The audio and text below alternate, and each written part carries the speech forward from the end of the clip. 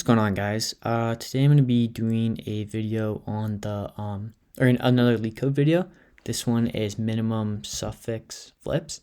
I thought it was a pretty cool question, and I hadn't really seen like any solutions for it on YouTube. Like there wasn't really very many videos, like LeetCode hadn't done one or anything like that. So I thought like it would be, and I thought it was a pretty cool question.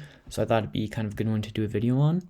But yeah, so anyways, so let's get into it. So basically, what this question is you were given a string called target. So target is going to be equal to whatever. So in this example, it's equal to this. And then they want you to imagine you have like another string. You can call this string S. And it's going to be the same length. So the length of this one is 1, 2, 3, 4, 5. Okay, so our other string S is also going to be length 5, but it's going to be straight zeros. And then the question is like, okay, how many times would we have to flip the bits in S? So our string was just straight zeros to get this. And when you flip bits, you pick like an index and it flips all of them after that index. So in this example, the minimum number of operations needed so like an operation is when you pick an index and it flips all the bits at that index and the ones after it. So in this case, the minimum that we would have to do is 3. Okay, and so step 1 would be you would have to pick index 2. Okay, and so if you picked index 2, then on the first, so I'll write like first, so let's call this like hashtag operation, or okay, well I'll just say just 1, just so it kind of lines up. But so equals, so what you would do is you would go to index 2, so 0, 1, 2, and you'd flip all the bits at that one and the ones afterwards, so you'd get this. Okay, and boom, on your second one you would then have to flip all the bits. So remember, we're trying to get this one. Okay, so then it says, okay, you would then go to 0 and flip all the ones after, and including that one. So you would then flip these, would be 1, 1, and this would be 0, 0, 0. Okay, and then on your third operation, you could then do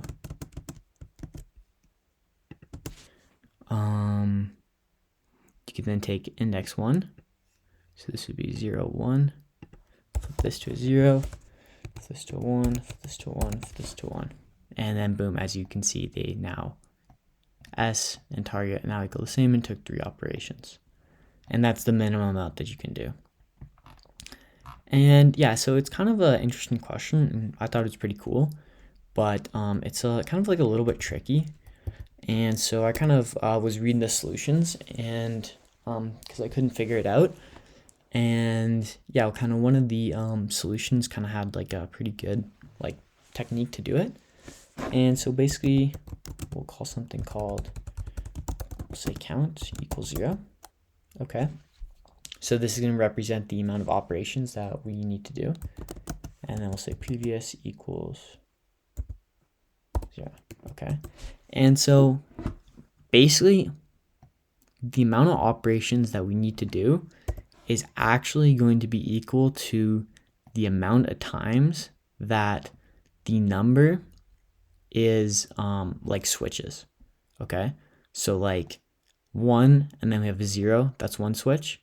0 and then we have a 1, that's 2 switches. Okay, and then 1, 1, no switches, so that would be 2. But you need to always assume that there's a 0 at the start. Okay, so if you so that's why we set previous to 0. Okay, so if we assumed that this was actually a 0 at the start, okay, we would then start with a 0. Okay, we would then get a 1, that's 1 switch. Okay, we then have a 0, that's 2 switches.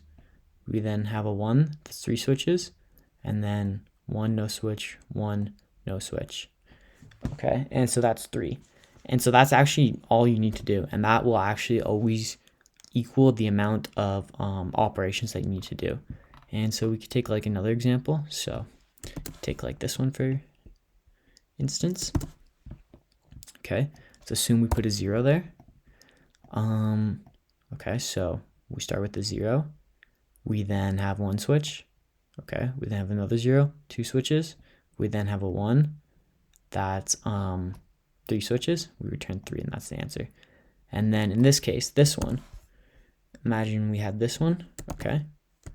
Oops.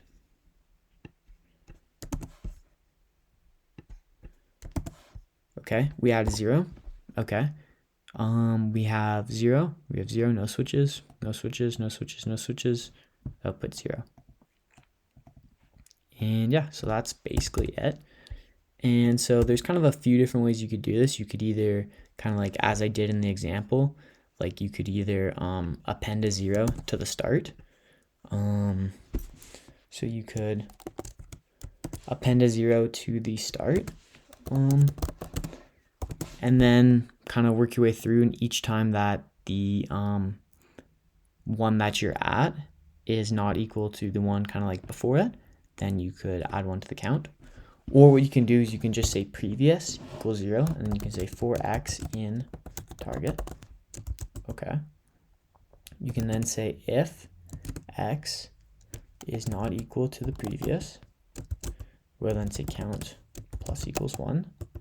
Okay, and then we'll set the previous equal to the equal to x. So then we'll say previous equals x. And then we can just return the count. And so this basically does the same thing as like appending a 0 to the start. So for example, like in this situation, we say, okay, is 1 equal to this? No. Okay, so we increase the count by 1. We then set previous equal to 1. Okay, and then we go here, we say, okay, this one's 0, previous is now 1. 0 and 1, nope. Increase the count, set previous to this now, and go to the next one. And yeah, so it's basically just kind of counting like how many times within the string target do we switch between a 0 and a 1, and assuming that like we always start with the 0. Yeah. And so yeah, so that's basically the solution. I thought it's a pretty cool solution, pretty clean, very simple, like kind of once you understand it. But it's kind of like hard to come up with the idea that you just need to count the amount of toggles. But yeah, I'll go ahead and submit that. You can see like, yeah, pretty fast. But yeah, anyways, hope you guys enjoyed. If you have any questions, just leave them in the comments. I'll see you in the next video.